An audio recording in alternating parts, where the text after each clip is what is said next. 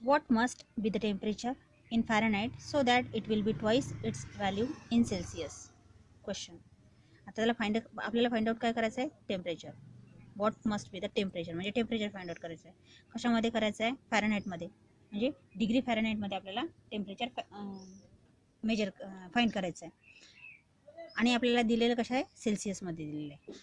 म्हणजे जी सेल्सिअसची व्हॅल्यू आहे त्याचं असं म्हणणं आहे की जी सेल्सिअसची व्हॅल्यू आहे तिच्या डबल, म्हणजे ती डबल होईल फॅरनहाईटमध्ये, म्हणजे F is equal to 2x राहील. समजलं? फॉर्म्युला काय आपला? F minus 32/9 is equal to C plus C/5. आता आपण काय करू, इथे हा F जो आहे तिथे 2x ची व्हॅल्यू टाकू. हा F आहे ना, इथे 2x ची व्हॅल्यू टाकू आणि हे इक्वेशन इथे क्रॉस मल्टिप्लिकेशन करून आपण इथे इक्वेशन तयार करू. आता हा क्रॉस मल्टिप्लिकेशनमध्ये जर जाईल तर हा 5 इंटू ब्रॅकेटमध्ये F minus 32 bracket complete is equal to 9C. बरोबर आहे? Fच्या जागी जर आपण 2x घेतलं तर इथे काय तयार होईल? 5 इंटू ब्रॅकेटमध्ये 2x minus 32 bracket complete is equal to 9x. x कशाची व्हॅल्यू आहे? C ची. आता काय करायचं आहे? त्याला ब्रॅकेट ओपन करू. 5 into 2x that is 10x minus 5 into 32 that is 160 मायनसचं sine मधात राहील इज इक्वल टू 9x तसंच्या तसा खाली. त्याच्यानंतर काय? इथे 9x इकडे आला तर 10x minus 9x is equal to x आणि x इज इक्वल टू 160. हां, 10x minus 9x is equal to x is equal to 160. बरोबर आहे? आता ही जी 160 व्हॅल्यू आहे ही कशाची आली? एक्सची. एक्सची आली. ही एक्सची व्हॅल्यू आहे. 2x ची व्हॅल्यू आता आपल्याला काढायची, म्हणजे काढायची आहे त्याला. फॅरनहाईटमध्ये जे आपल्याला टेम्परेचर टू काय? 2x. म्हणून F is equal to 2 into 160 that is equal to 320 Fahrenheit degree Fahrenheit. आपला आन्सर काय? 320 डिग्री फॅरनहाईट. क्वेश्चन पहा. A bridge is made from 20 metre long iron rod. 20 metre लॉंगचा आयरन रॉड आहे. At temperature 18 degree Celsius, म्हणजे initial temperature त्याचं 18 degree Celsius आहे. The distance between two rods is 0.4 centimetre. Distance between म्हणजे त्या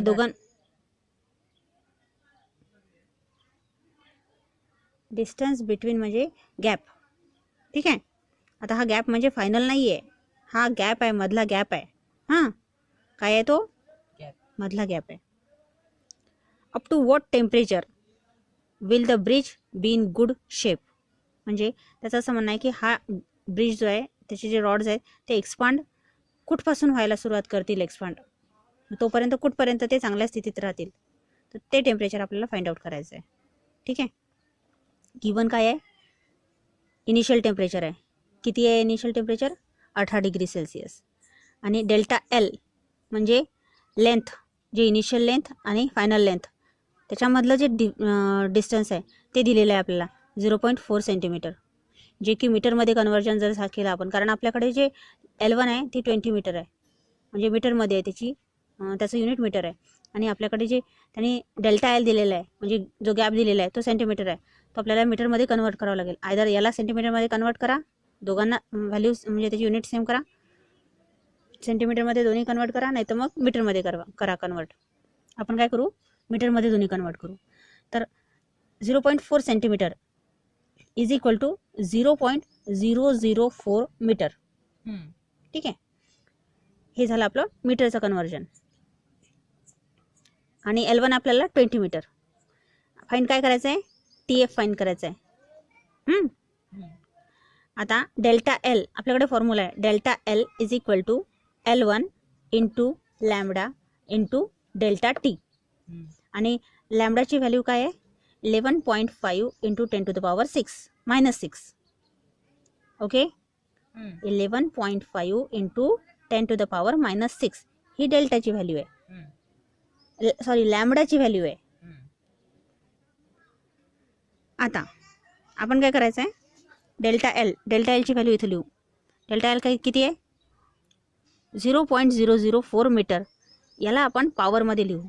म्हणजे पॉवरमध्ये कसं लिहितात, जे या डेसिमल नंतर जितके डिजिट आहेत तितकी पॉवर, पण ते डेसिमलच्या तिकडच्या साईडने आहेत ना, राईट साईडने आहेत ना. म्हणजे आपल्याला ही जी व्हॅल्यू आहे मीटरची व्हॅल्यू, सेंटीमीटरपेक्षा हा जो मीटर आहे हा खूप छोटा झालेला आहे ना.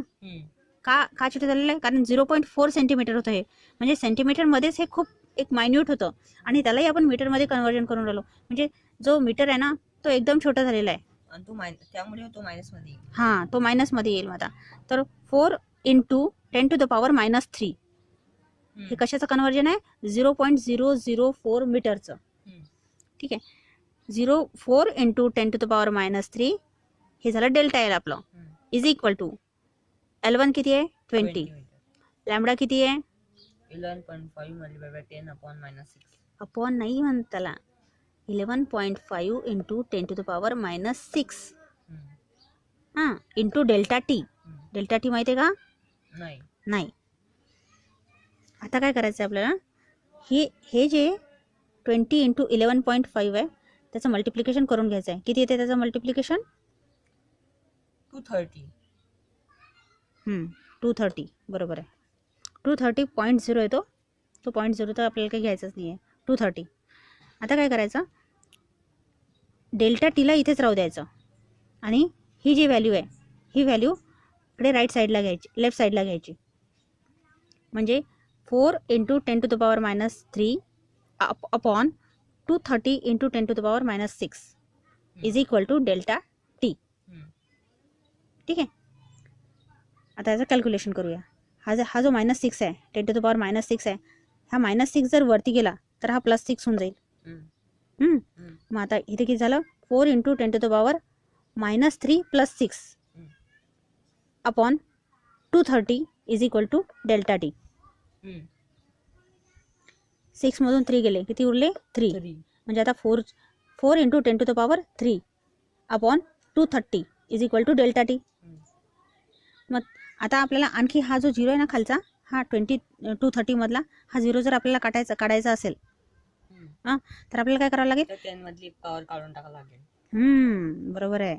मग आता 10ची पॉवर नेक्स्ट स्टेपमध्ये जर आपण हा 0 काढला तर नेक्स्ट स्टेपमध्ये 10ची पॉवर किती राहील? 2 है ना. 4 × 10⁻² upon 23 is equal to delta T. आणि 4 × 10⁻² म्हणजे किती? 400 upon 23 is equal to delta T. आता हे 400 अपॉन 23 याचं जर आपण डिव्हिजन केलं तर ते अप्रॉक्सिमेटली 17.3च्या जवळ 38 असं काहीतरी समथिंग येत असेल. तर 17.3 आपण पकडूया. 17.3 is equal to delta T. Delta T म्हणजे काय आहे actually? Final temperature minus initial temperature. आणि इनिशियल टेम्परेचर आपल्याकडे आहे, इनिशियल टेम्परेचर किती आहे आपल्याकडे? 18 डिग्री सेल्सिअस. म्हणून आपण या TF मधून म्हणजे टेम्परेचर ऑफ फायनलमधून आपण 18 डिग्री मायनस करणार आहे. आता त्याच्यासाठी काय करायला लागणार आपल्याला? हा इथे आपण डेल्टा टीच्या जागी आपण असं लिहू TF - 18. ठीक आहे. आता हा TF इथेच राहू द्यायचा आणि हे 17.3 इकडे घ्यायचं. हे 17.3 हां, जो हा मायनस आहे हा प्लस होऊन जाईल इथे 18. म्हणजे TF is equal to 17.3 + 18 is equal to 35.39 आलेला आहे की नाही. डेसिमल नंतर 39 आहे, 3च्या नंतर 9 आहे, म्हणजे हा 5पेक्षा मोठा आहे. 9 हा 5पेक्षा मोठा आहे. त्यामुळे आपण ह्या 3च्या ऐवजी इथे 4 लिहू शकतो. ठीक आहे. क्वेश्चन काय आहे? At 15 degree Celsius the height of Eiffel tower is 324 मीटरमध्ये आहे. If it is made of iron what will be the increase in length in centimetre. सेंटीमीटरमध्ये आता त्याने लेंथ विचारलेली आहे, वाढलेली लेंथ ॲट 30 डिग्री सेल्सिअसवर. म्हणजे आता सध्या 15 डिग्री सेल्सिअसवर त्याची इनिशियल टेम्परेचर त्याचं किती आहे? 15 डिग्री सेल्सिअस. म्हणजे TI किती आहे? 15 डिग्री सेल्सिअस. TF किती आहे? 30 डिग्री सेल्सिअस. म्हणजे ह्या मधल्या जे 15 डिग्री सेल्सिअस आहे ना त्याच्यामध्ये त्यांनी असं विचारलेलं आहे की याचा लेंथ किती वाढेल. आलं का लक्षात? आणि त्याचं मीटरमध्ये दिलेलं आहे. आयफिल टॉवरची हाईट जी आहे ती मीटरमध्ये दिलेली आहे. किती आहे? 324 मीटर. आपल्याला सेंटीमीटरमध्ये हाईट जनरली डेफिनेटली जे त्याची वाढणारी हे आहे, हाईट आहे, ती सेंटीमीटरमध्येच राहील. एवढं मीटरमध्ये तर काही वाढणार नाही ना. एवढं जर झालं असतं तर मिरॅकलच झाले असते नाही. आपण काय करणार आहे, पहिल्यांदा आयरनचं आपल्याला काय करावं लागणार, लॅम्बडा काढावा लागणार आहे आयरनचा. कारण की आपल्याकडे फॉर्म्युला काय आहे, delta L is equal to lambda into L1 into delta T, है ना. बरोबर आहे. डेल्टा टी आपल्याकडे किती आहे मग डेल्टा टी, सगळ्यात पहिल्यांदा पाहू आपण. आधी पहिल्यांदा लॅम्बडाची व्हॅल्यू टाकू, आपण इथे पुट करू. 11.5 multiplied by 10 to the power 6 minus 6. 11.5 into 10 to the power -6 ही लॅम्बडा. त्याच्यानंतर L1 किती आहे आपला, 324 मीटर, मीटरमध्ये आहे, इंटू डेल्टा टी किती आहे, 15, 30 - 15. ओके. आता सगळ्यात पहिल्यांदा काय करू आपण, हे 11.5 इंटू 324 या दोघांचं मल्टिप्लिकेशन करूया. हां, हे मल्टिप्लिकेशन इथे, ठीक आहे. 3726. Okay. 3726 into 15 into 10 to the power -6. हे झाले आपले नेक्स्ट स्टेप. आता काय करायचं, या दोघांचं मल्टिप्लिकेशन करू. 3726 इंटू 15, आन्सर किती आलं, 55890 इंटू 10 टू द पॉवर 6. पण हे सगळं किती कशात आहे, मीटरमध्ये आहे. इथपर्यंत हे मीटरमध्ये आहे, पण आपल्याला सेंटीमीटरमध्ये आन्सर पाहिजे. म्हणून आपण काय करणार आहे, इथे 10 टू द पॉवर 2 करणार आहे. त्याने हे मीटरमधलं सेंटीमीटरमध्ये कन्वर्ट होईल. मग आता सरळ सरळ नेक्स्ट स्टेपमध्ये काय करू आपण, हा जर -6 असेल आणि हा 2 असेल तर आन्सर किती येईल त्याचं, -4. किती येईल आन्सर, 10 टू द पॉवर -4 होईल. कारण -6 मधून 2 हा मायनस होईल ना. मग आन्सर किती येईल, -4. 55890 इंटू 10 टू द पॉवर -4. ठीक आहे. आणि जर समजा -4 असेल म्हणजे याचा अर्थ आपल्याला डेसिमल कुठे द्यायचा आहे, तर मागे जा 4 पावलं.